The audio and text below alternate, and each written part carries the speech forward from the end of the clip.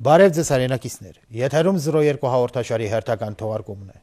Ոստիկանության մասին ԼՂ օրենքի համաձայն ոստիկանության հիմնական խնդիրների շարքին է դասվում հանցագործների հայտնաբերումը եւ բացահայտումը։ Անցած տարվա դեկտեմբերի 22-ին ԼՂ ոստիկանության պետ գեներալ-մայոր Կամա Աղաջանյանի մոտ կայացած խորհրդակցության ընթացքում ոստիկանության պետը կոնկրետ ուղղություններով խստագույնս հանձնարարականներ էր տվել համապատասխան ծառայությունների եւ տարածքային ստորաբաժանումների պատասխանատուներին, ինչպես 2015 թվականի, այնպես էլ նախկին տարիներին կատարված հանցագործների բացահայտման աշխատանքների ակտիվացման ուղղությամբ, պահանջելով մեկ առ մեկ վերլուծել չբացահայտված հանցագործությունները, հատուկ ուշադրություն դարձնելով հատկապես բնակարանային գողություններին։ Անբացահայտ հանցագործությունները հատատ քննարկելու։ Ամեն օր խնդիր դրեցեք հանձնակազմին։ Եթե տարածքային պետերը իր շրջաններում իրավիճակագրություն չեն անում, ազատվանը պաշտոնից։ Խորհրդակցությունից օրեր անց անցած տարվա դեկտեմբերի 29-ին ԼՂ ոստիկանության քրեական հետախուզության վարչության ծառայողները ազգային անվտանգության ծառայության աշխատակիցների հետ համատեղ ձեռնարկված օպերատիվ միջոցառումների արդյունքում բացահայտեցին 2014 թվականի սեպտեմբերի 26-ին Մարտունի քաղաքում կատարված եւ հասարակական լայն հնչողություն ստացած առանձնապես խոշոր չափերով գողության հանցադեպը։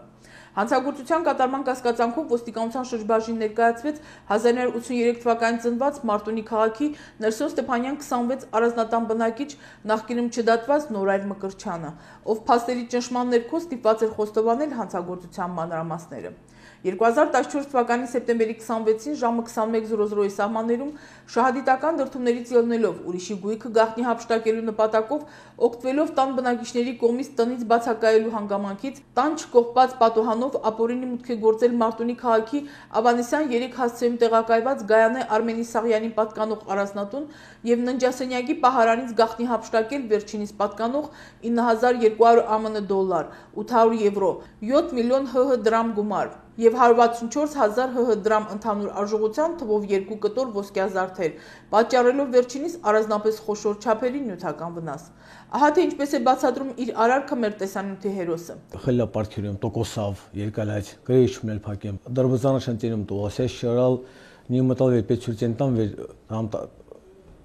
բելամ սկանում չեսես մտածալ մետր ցենտուալ սես չրալ Խավս հանցակացալ վերնի մտիմ տոն փշման ումրացներից հետ զղջում Պրոստը այդ պահին լավ գլոխսանի մտալի վեր վիսեչում գեմիձանանka խատարալ ԼՂ ոստիկանության պետի հրամանով հասարակական հնչողություն ստացած հանցագործության բացահայտմանը ակտիվ մասնակցություն ցուցաբերելու համար ոստիկանության մի շարք ծառայողներ արժանացել են դրամական խրախուսման։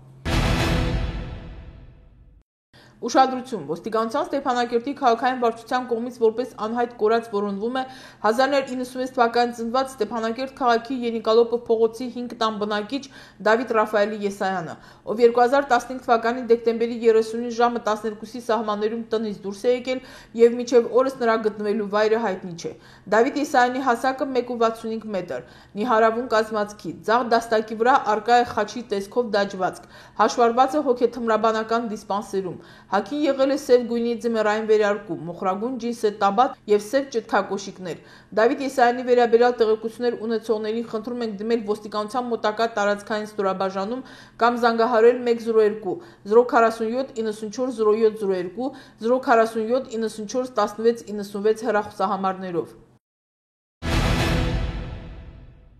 Ուշադրություն, հարգելի ավտովարորդներ, հիշեցնում ենք, որ չնայած իրականացված ձնամաքրման ակտիվ աշխատանքներին, հանրապետությունում որոշ ճանապարհատվածներ դեռևս պատված են մերկասառույցով, որի համար խնդրում ենք խստագույնս պահպանել երթևեկության կանոնները, ցուցաբերել ծայրաստիճան զգուշություն եւ զգոնություն եւ երթևեկել միմյան ձմեռային անվադողերով ու անվաշղթաներով։